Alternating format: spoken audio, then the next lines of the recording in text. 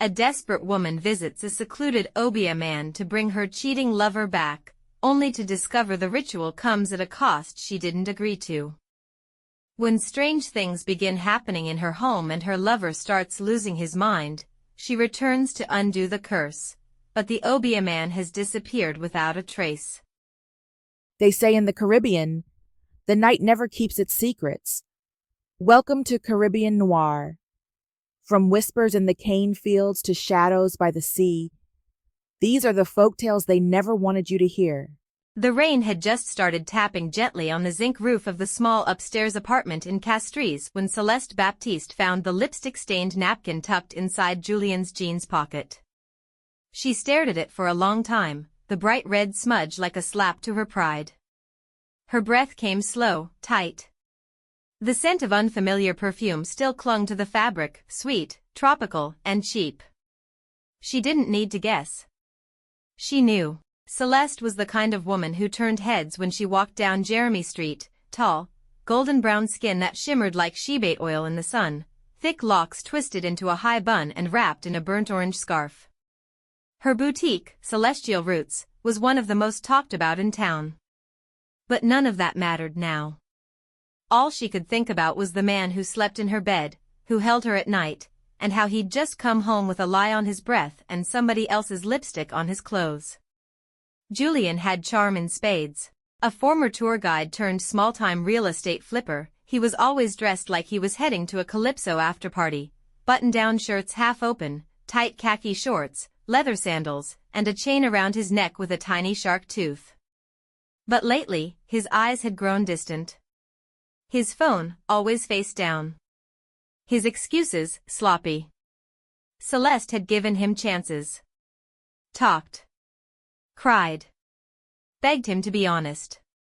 But this napkin, was the last straw. Later that evening, she went to the market in Gros Islet to clear her head. The air was thick with the smell of fried fish, cinnamon, and ganja. The beat of a distant steel pan floated through the night air.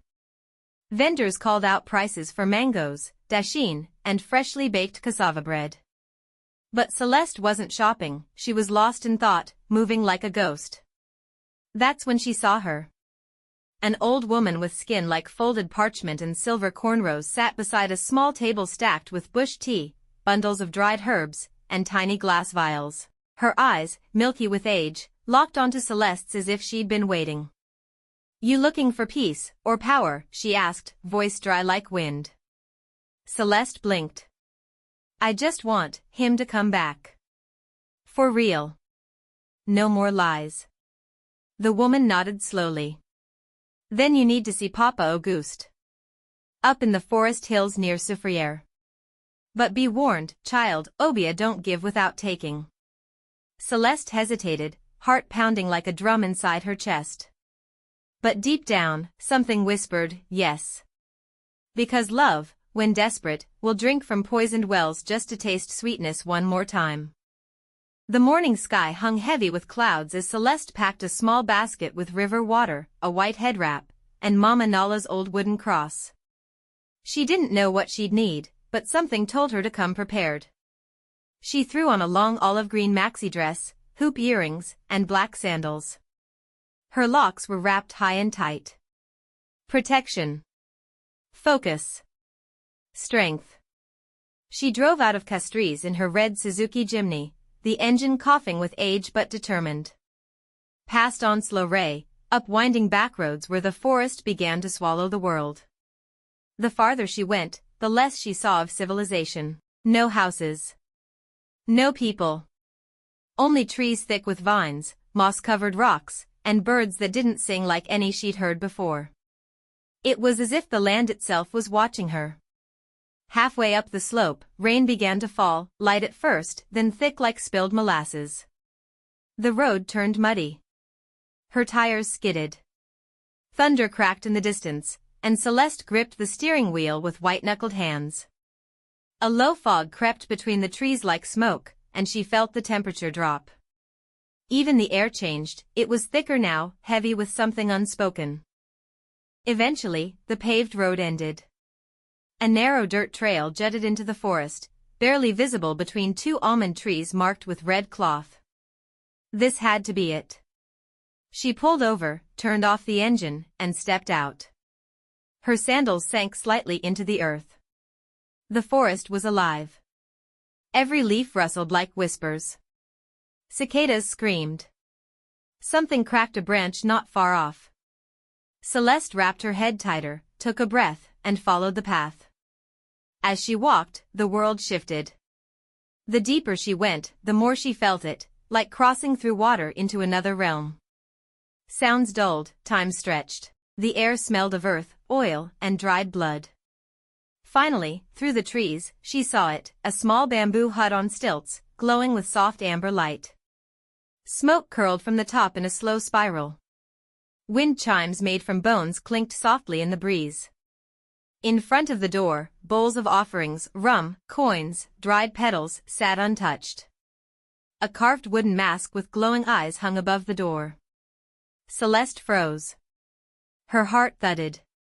From the darkness behind the hut, a voice rasped like dry leaves, "You finally come, daughter of Nala." She turned slowly.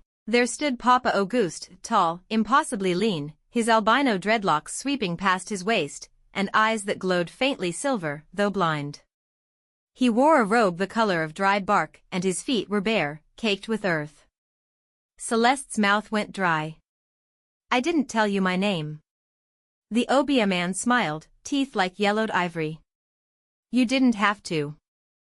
The door to the bamboo hut creaked open on its own as Papa Auguste turned and vanished inside, his robe trailing like smoke behind him. Celeste hesitated. The air outside had turned still, too still.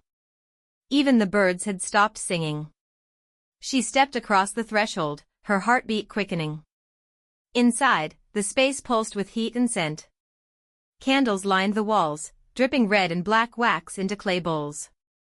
Strings of dried feathers, bones, and beads hung from the low ceiling, swaying as if moved by invisible hands. The floor was packed earth, covered in symbols drawn with ash. At the far end of the hut stood an altar, layered with rum bottles, dried herbs, animal skulls, and a large mirror covered by a red cloth. Papa Auguste stood in front of it, arms folded behind his back. "Sit," he said, pointing to a stool carved from a single tree trunk. Celeste obeyed. She didn't speak. Her voice was caught somewhere between fear and reverence. Papa Auguste tilted his head toward her. "You come for love." She nodded. "But you carry more than want. You carry grief, betrayal, and desperation." Tears threatened, but Celeste blinked them back. "He cheated. Lied. And I still love him. I want him to come back to me. For good. Not halfway. Not with excuses. Just me." The old man said nothing. He reached for a clay bowl and sprinkled dried rosemary and crushed charcoal into it. He lit a match and let the mixture smolder, the smoke rising in tight, white spirals. As it thickened, he pulled a worn book from the altar and flipped through its brittle pages. "This kind of love, child, is not given. It must be taken. Bound. Federal." Celeste swallowed hard. "I'll do it. Whatever it takes." Papa Auguste's eyes gleamed. "There is always a price.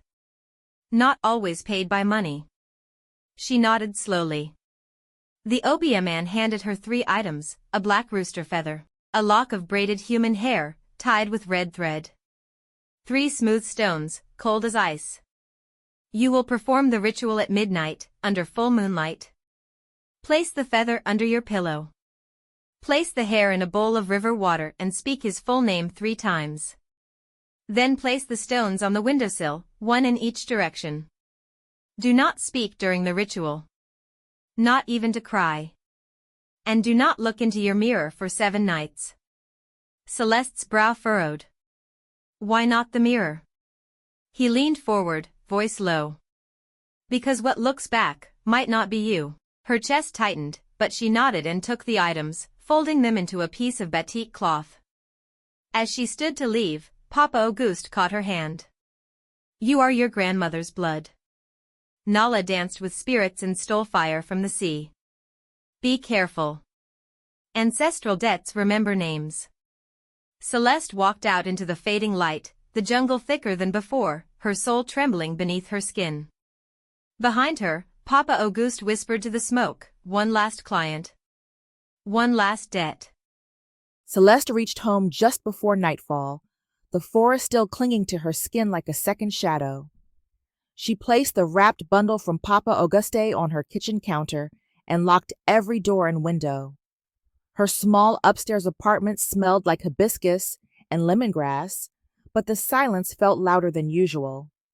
Even the usual sounds of the city, the barking dogs, the distant bass line of someone's dance hall playlist, seemed muted. The full moon rose slow and bright over Castries, casting silver light through the window above her altar. Celeste changed into a white cotton nightgown that Mama Nala had sewn years ago. Soft, ankle-length, and embroidered with green vines. She wrapped her locks in a white scarf and lit a single candle. The flame flickered like it knew something she didn't. At exactly midnight, Celeste knelt beside her window and began. She placed the black rooster feather beneath her pillow, whispering her intentions in her heart. She could feel her own heartbeat thudding in her ears like a drumbeat calling spirits home. Next, she filled a clear glass bowl with cool river water, dropped the braided lock of hair inside, and whispered Julian's full name 3 times. Julian Kymani Clark. Each syllable felt like a thread tightening around her chest. Then she placed the 3 cold stones on the windowsill, one to the north, one east, one south.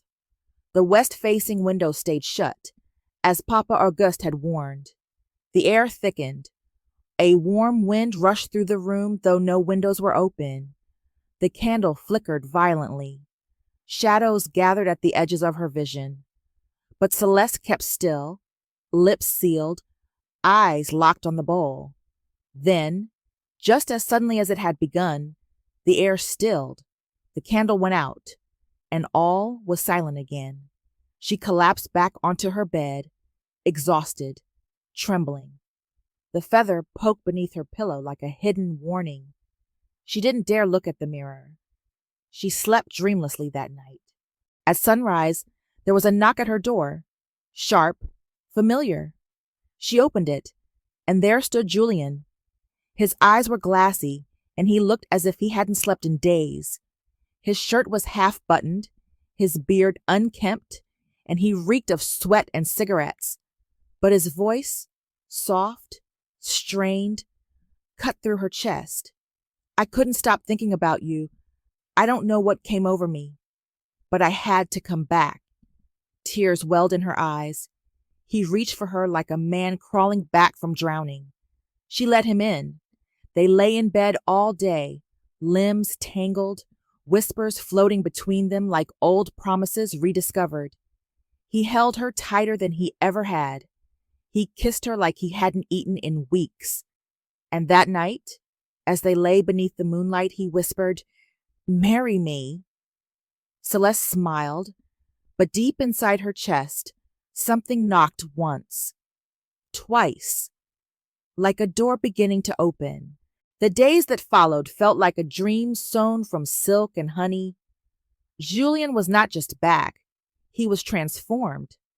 Every morning, he made her breakfast, callaloo omelets, fried plantain, bush tea with lemongrass. He massaged her feet while she worked late at the boutique. He brought her flowers. He picked himself from the hills behind their apartment, humming old Kaiso tunes under his breath like a man finally at peace. The city seemed to smile on them. Business boomed at Celestial Roots, customers lingering longer, complimenting her glow. Friends who once gossiped about her heartache now whispered in awe. Celeste looking blessed, they said. Julien really turned around, oui. He couldn't keep his hands off her. In the boutique storage room, in the kitchen while breadfruit roasted, in the car under mango trees. He worshipped her like a woman risen from ash. At night, he wrapped himself around her like a second skin. "You're my whole world now," he murmured against her shoulder. "I don't know what I was thinking before." Celeste smiled, but part of her remained alert, watching, waiting. She still hadn't dared to look in a mirror. She hadn't touched the bowl, the stones, or the feather beneath her pillow. Everything remained as it was that night, just in case. Then came the first sign. It was small, easy to ignore. The bathroom mirror cracked across the center while she brushed her teeth. No impact, no sound, just a sudden fissure like a lightning bolt through her reflection. Julian said it was old glass. "Don't worry about that," he shrugged. "We replace it tomorrow." But that night, she dreamt of rain falling inside the house. The next day, while folding Julian's laundry, Celeste found the black rooster feather on top of the pile. Not under her pillow. It was dry and brittle now, ash-colored, like it had been singed by fire. She tried to brush it off. Maybe I moved it in my sleep. But then came the second sign, a whisper. She was watering her garden boxes when she heard it. Faint, behind her left ear. "I see you." She spun around. No one. Just the wind brushing through the bougainvillea and the sound of faraway music drifting from a neighbor's window. Julian didn't notice. He sat on the porch, strumming a borrowed guitar, smiling like a child on holiday. Celeste kept it to herself, told herself not to panic. But as the sun set, painting the sky with blood orange and bruised purple, a new fear stirred in her belly. A sense that something had followed Julian home, that her wish had come true, but not alone. The Obeah man gave Celeste what she asked for, but nothing in this world comes free. The question is, what will he take in return? If you were in Celeste's place, would you have trusted him or turned back? Let me know in the comments below. This is just the beginning of her descent. Don't miss part 2 of the Obeah man's last client. This was Caribbean Noir, where shadows hold the truth, and every island has a secret.